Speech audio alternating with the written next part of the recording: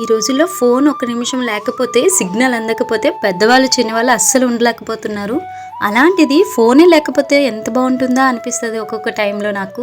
నిజంగా ఫోన్ వాడకన్నా పచ్చని పొలాల్లోని బతుకుతున్న ఫ్యామిలీ, ఇల్లులు, ఊరు ఉంది తెలుసా? అది మా ఊరే. విజయనగరం దగ్గరలో ఉండి నా పాత వీడియోలో చూసారే, ఆ ఊరైతే కాదు. అక్కడి నుండి 20 కిలోమీటర్లు.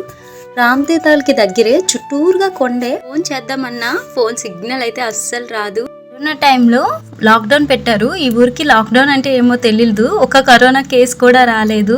యథావిధిగా వాళ్ళ పనులు వాళ్ళు చేసుకుంటూ, వాళ్ళ వ్యవసాయం వాళ్ళు చేసుకునేవారు. మా ఆడపడుచు వాళ్ళ ఆయన వాళ్ళు కూడా, అంటే మా చిన్నాన్న వాళ్ళు కూడా వ్యవసాయమే చేస్తారు. కోల్ ఫామ్.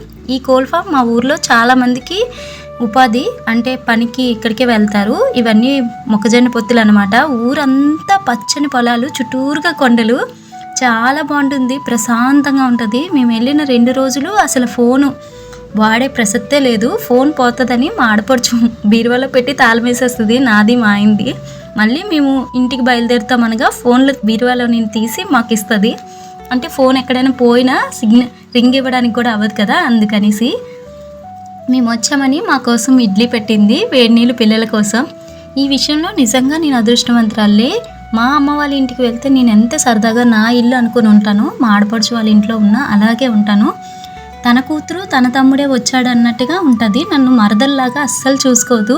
ఏదైతే ఇస్తామో మనకి అదే తిరిగి వస్తుంది. అది మంచి అయినా చెడైనా స్వార్థమైనా సరే. మా ఆడపడుచుని నేను ఎప్పుడూ అలా చూడలేదు, నన్ను కూడా తను ఎప్పుడూ నన్ను అలా చూడలేదు. చిన్నపిల్ల, దానికి ఏమీ తెలీదు అని మా అత్త ఏమైనా అన్నా నాకు ఫస్ట్ నుండి సపోర్ట్ చేసేది.